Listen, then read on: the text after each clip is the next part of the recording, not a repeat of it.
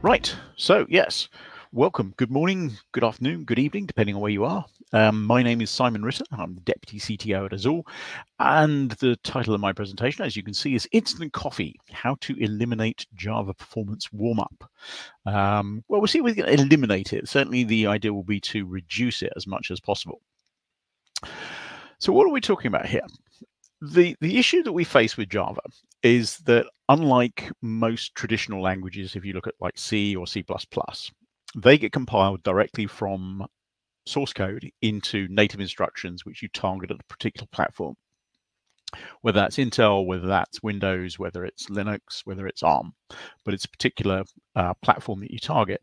Now with Java, what we're dealing with is compiling into bytecodes, and those bytecodes can then run on any platform that supports the JVM. This is the whole idea of write once, run anywhere. But the problem we see is that performance-wise, we get this kind of graph. Excuse me. We get this kind of graph where the application will start up slowly in terms of the performance that you get from the application. And then it will gradually increase over time. And that increase is as we see more and more sections of code or methods being compiled into native code as the application runs. And the time it takes to do that, to get to that sort of steady state where we've got our optimum level of performance, is what we refer to as the application warm-up time. So the longer that takes, the longer it takes to get to our application performance level. And the other problem that we see with this is that if we run our application, what happens is we go through this graph and we have our warm-up time and we reach our optimum level of performance. If we then start running the application again, we see the same thing. So we have to go right back to the beginning and we have to say, right, let's start executing bytecodes, let's analyze it, let's find out where those methods that are being frequently used are, let's compile them into native instructions and then run them and so on. And then when you run the application again, you say the same thing. So every time you run your application, you're facing the same problem. There's no memory of what's happened before. Now, what we'd really like to happen is to run our application once and go through that warm-up phase and see where we get to our optimum level of performance. And then when we run it a second time, we start from exactly that same point. So we start with that optimum level of performance because we've seen everything that we had to do before. And then we get a nice flat high level of performance. And if we run it a third time, we get the same thing. So that's what we'd really like to see. But obviously, being able to do that is very complicated. And there are different approaches that we can take to how to solve that problem. So what we're going to do is we're going to talk through a number of different approaches to how we could resolve that issue. First of those is AOT, or ahead of time compilation. And what we're saying here is let's take the same approach that we do with C and C++. Rather than compiling into bytecodes and then having that platform neutrality, write once, run anywhere, what we'll do is we'll say, right, we are going to target Windows on Intel, or we're going to target Linux on ARM, and we'll compile into instructions specifically for that platform. Then we've got a native application which we can just start up on there, and that will be good because we don't have to interpret any bytecodes. So that saves us all that time. We don't have to analyze where the hotspots are. We don't have to figure out which methods to compile. We don't have to do that compilation as the application is running. This is one of the other drawbacks that we see with having warm-up, is that not only are you having to wait for that code to be compiled to get the best possible performance from the code, but you're also having to use the resources of the machine that's running your application to do that compilation at the same time. So you're drawing on those resources and reducing the resources available to run your actual application. And that has a sort of double whammy effect on that. So what we would be able to do is start at full speed straight away. Everything is good. Wonderful. Now, this is the approach that Graal Native Image takes. I'm sure lots of people have heard of Graal Native Image. Lots of people have tried it out. And it's the way that they have approached solving this problem, is to say, let's compile, generate a native executable so you can run that straight away. So that obviously solves our problem. So really, I'm 5 minutes into my presentation, everything is done. We don't need to talk about anything else. Just go off and use Graal Native Image. Well, there wouldn't be a rest of the presentation if that was the case. So not so fast. What do I mean by that? Well, there's two things. One, AOT, ahead of time compilation, is by its very definition static. It is not able to change. You compile your code before you start running it, which means all of that compilation happens before the application starts running. That's ahead of time. And the code is compiled before it's run, which means that you have no idea in terms of the compiler about what that code is actually going to do when it runs. So the compiler doesn't have any knowledge about what's going to happen when the code runs. And that can be very important, because if particular code paths are used, if particular ways of exercising the application are used, that can have a really big impact on how you would compile the code to get better optimizations.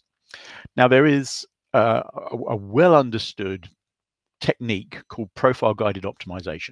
Been around really since the beginning of when compilers were actually developed, which is the idea that you compile your code without knowing anything about how it's going to run. So you generate your static compiled code and then you run it with a sample workload. When you run it with a sample workload, you then take profiling information about how that application is running, how the different methods are being used, how the different code paths are being used, and so on.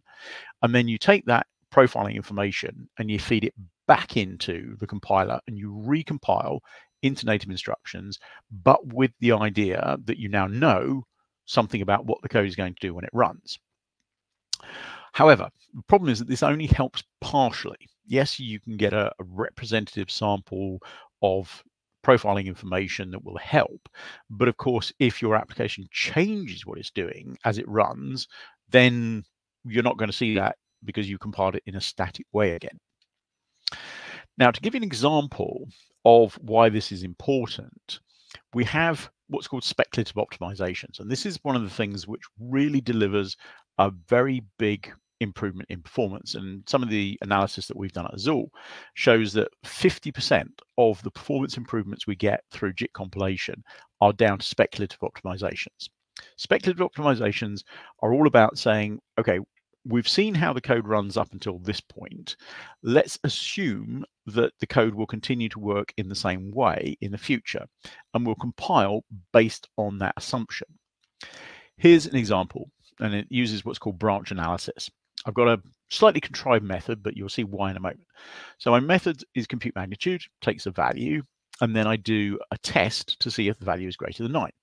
If it is, I call another method called compute bias with that value to compute the bias.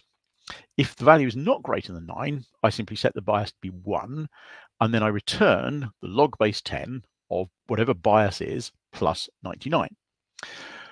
What we can do as we profile the code as it's running is to count how many times we go through the true branch and how many times we go through the false branch of that if statement.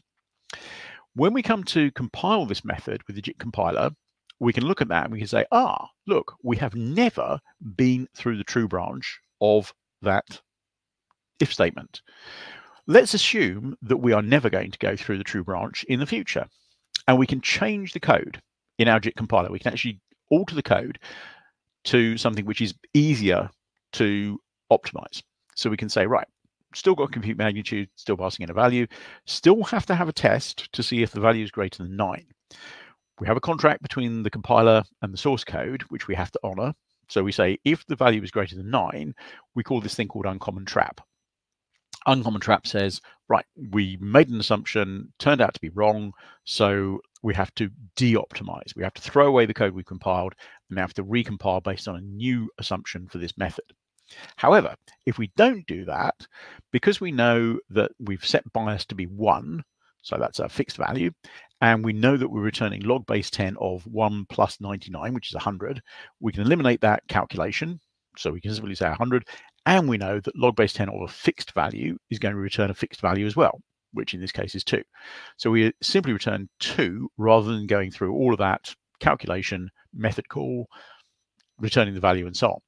Makes life a lot better. And that's just one example of the kind of thing that we can do with speculative optimizations.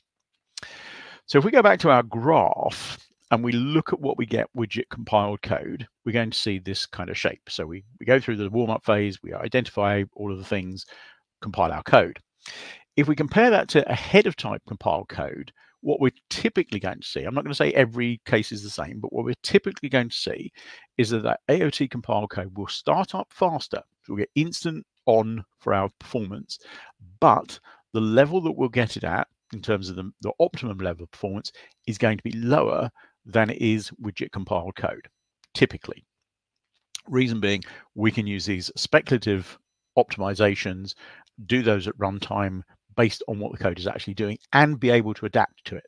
Speculative optimizations can't be used in AOT compiled code easily. You have to have multiple code paths, and it gets very, very complicated. So nobody does that. Even if you apply profile guided optimization to feed back in that profiling information, you still can't use all of the techniques that you have available in terms of those speculative optimizations. So yes, you can make some improvements, do better things, but you're still going to end up typically with a lower level of overall performance. When would you use AOT? There are definitely places where AOT, Graal VM make a lot of sense. Ephemeral microservices, the AWS Lambdas, the horribly named serverless computing. If you have a service which is going to start up very quickly, do something, and then stop, then using AOT makes a lot of sense, because the startup time is, the warm-up time is far more important than the overall speed. If it's a very short-lived service, what you really want is very fast startup, and you're not too worried about if it's only 80 or 90% of the performance you get on a long-term run.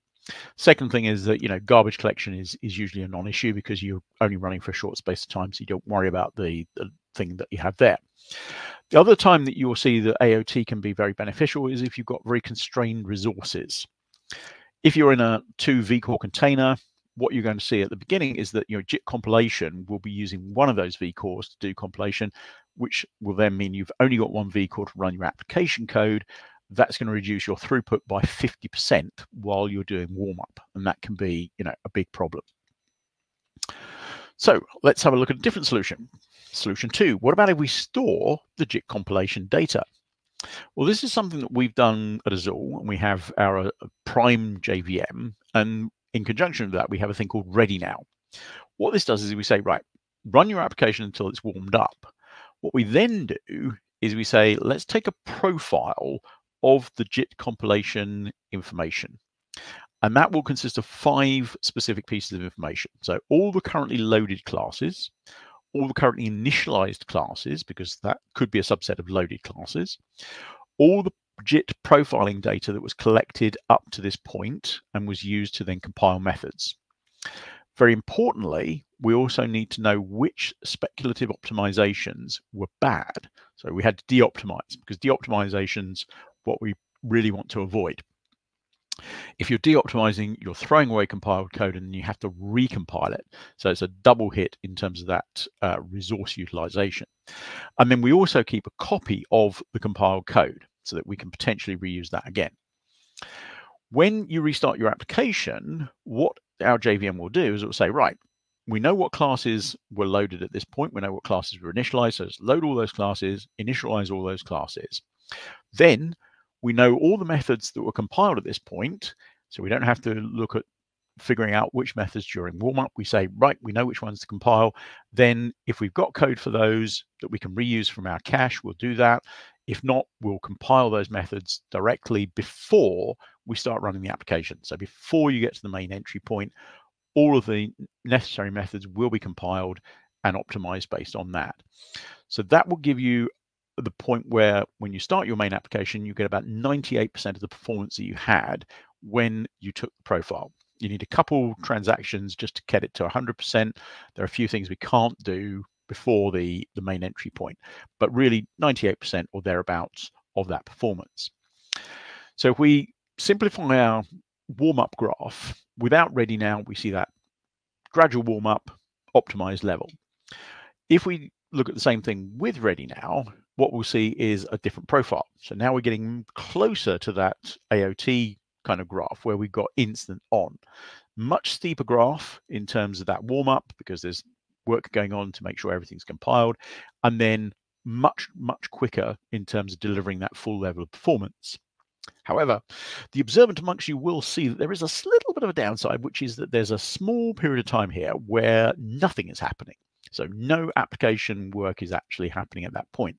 That's because we do all this work before we get to the main entry point, which means that class loading, initialization, compiling, and so on is being done, and that's before you can start processing transactions. So where this makes a lot of sense is if you are not too worried about immediate startup. If you're running something like a trading application, you know you want full performance at 9 o'clock in the morning, then you start your application at 5 to 9, has time to go through all of this, and then everything's ready at 9 o'clock with that level of performance. Solution number 3, what about if we decouple the JIT compiler from the JVM? So here's the thing about JIT compilation. It has cost. We've already kind of explained that. CPU intensive operation. You have to do all that compilation using the same CPU resources that you're using to run your application. The other thing is that the more you try to optimize, the more resources you're going to need to do that. If you want to generate more heavily optimized code, you're going to need more resources in terms of CPU and memory to generate that heavily optimized code. That works great if you've got a nice big meaty machine. If you've got 64 vCores, 64 gigs of RAM, you're probably not going to notice too much if 1 or 2 of those vCores are being used to compile your code, and you've got maybe 2 or 4 gigabytes of RAM being used for that compilation as well. But again, going back to the sort of 2 vCore container, 2 gigabytes of RAM, that's going to have a real significant impact in terms of degrading the throughput, because you've got 50% of your resources being used for compilation and only 50% of the resources used for the transactions. And you can even result in out of memory errors because you've got not enough memory to do the compilation and run your application at the same time. So we tend to end up with a bit of a compromise for that.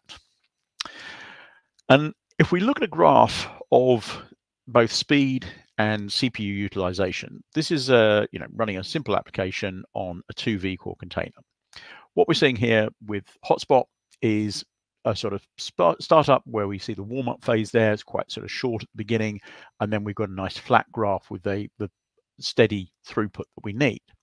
But we'll see that on the bottom graph, which shows CPU utilization, that at the beginning, for the first part there, we've got a very high utilization, and then it drops down, and we've got nice steady state. So in this case, you might find that you have to provision 2 vCores in order to get that compilation done. But once that compilation is completed, you could probably get away with 1 vCore to run the application code. Now, what we've done at Azul is to change the way the JIT compiler works. The idea behind this is to deliver more heavily optimized code. And if we look at the same application running on the same hardware, but using our version of the JIT compiler, which we call Falcon, we see a different profile for that graph.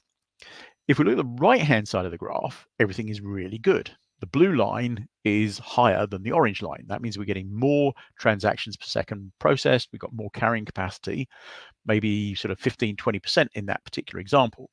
And on the CPU utilization, we can see that it's the same. So the right-hand side of the graph shows an advantage. However, if we look at the left-hand side of the graph, we can see that that's not without a cost. Firstly, the blue graph takes a lot longer to get to that heavily optimized level and the higher level of performance. And we can see several dips along the way. Even when we've got to the sort of stable-ish level of performance, we can see dips in performance. And that's because of those de-optimizations. We're more aggressively using speculative optimizations, and sometimes we have to back them out and use other ones.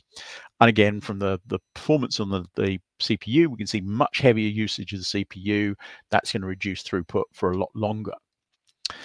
So what we said was, right, okay, let's decouple the JIT compiler. We're running in the cloud. Let's take advantage of that. Let's take the JIT compiler out of each of those JVMs running different services and put it as a centralized service, the JIT-as-a-Service, if you like. That way, all the different compilers or the different JVMs can then use that resource and not have to do it locally. Again, if we go back to our graph and we say, right, so we've seen the orange graph, which is our OpenJDK hotspot. We've seen the blue graph, which is our prime JVM with the more heavily optimizing JIT compiler. What about if we decouple the JIT compiler, put it as a service, and show the same results? Well, now we've got the best of both worlds. And in fact, we've even got better than the best of both worlds. And if I drop the blue graph out just to show you the green and the orange together, you can see that the green graph has the same very quick startup. Okay, it takes a little bit longer to get to that optimum level, but it's much better than when we had the blue one. And really importantly, if you look at the bottom line, you can see that the CPU utilization drops off almost immediately. So once we've done that class loading and initialization and so on, we could really say to ourselves, yeah, we could probably get away with one vCore rather than 2 vCores to run this particular service. So that has a real benefit there. Obviously, some people will say, well, hang on, aren't you just shifting the cost? You're moving it from the individual JVMs and making it then a centralized service. But there are some efficiencies that we can take advantage of there. A couple of things are, one, we can say, well, let's put more resources there so we can do even more in-depth optimizations. And we can do that in the background. So when we come up with a more performing optimization, we can then proactively send that to a JVM that's still running that code. The next time a JVM starts up with the same piece of code, same method, then we can deliver that one to it. And we can cache everything locally in that centralized service. And that gives us that memory across runs of an application. Now we're getting much more to that idea of when you run your application once, it learns. Then when you run the application a second time, we don't have to go back to the beginning.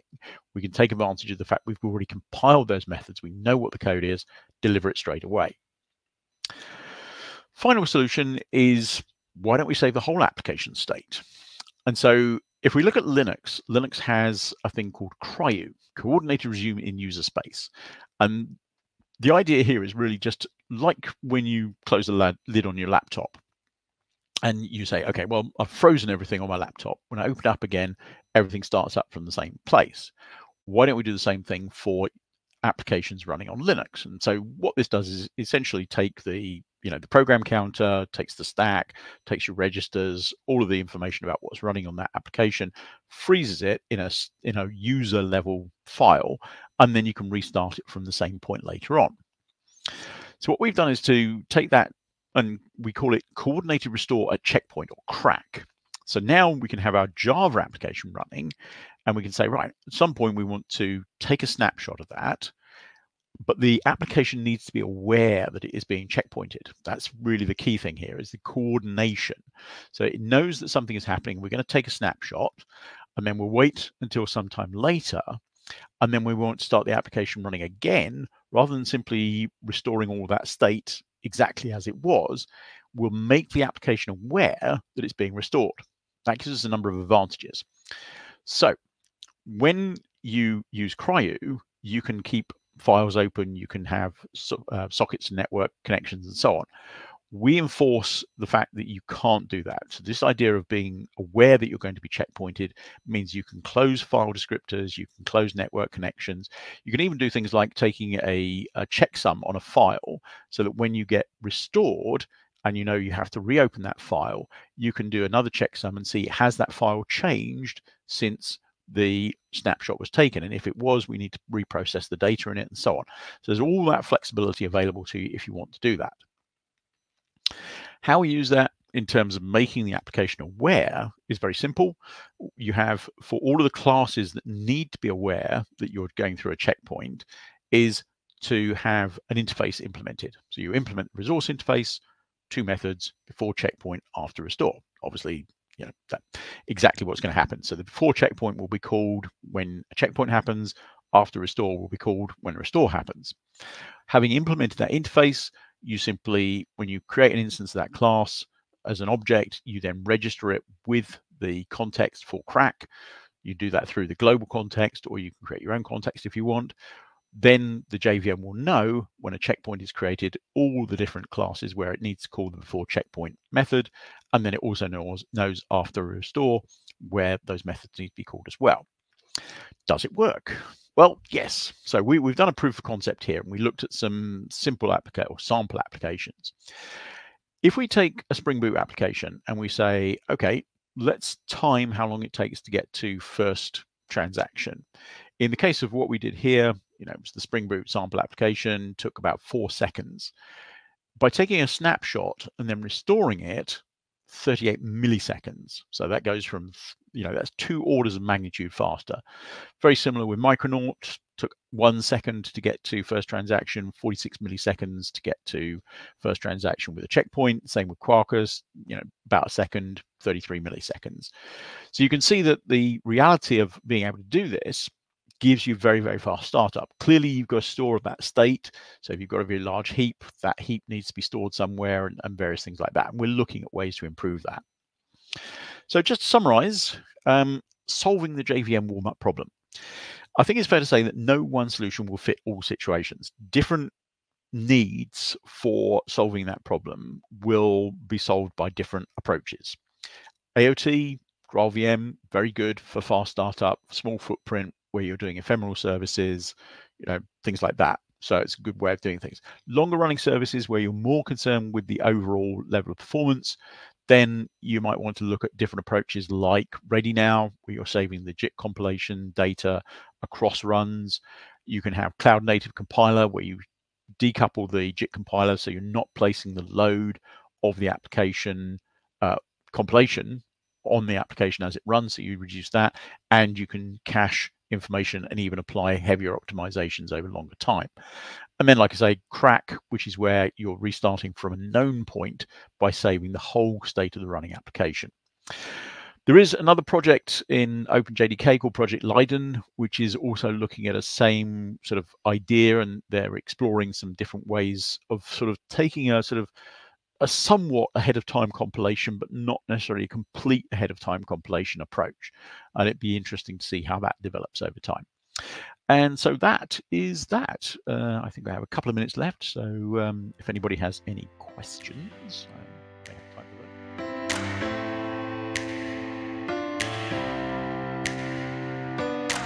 for them.